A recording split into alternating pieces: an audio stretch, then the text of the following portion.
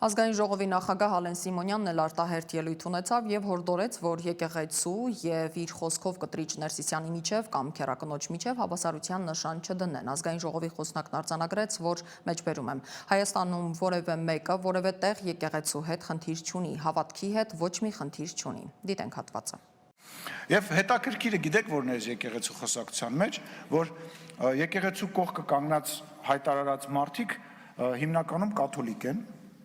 եւ կաթոլիկ եկեղեցու ներկայացուցիչներ են, այսինքն իրանք այնքան են կանգնած, որ այլ եկեղեցու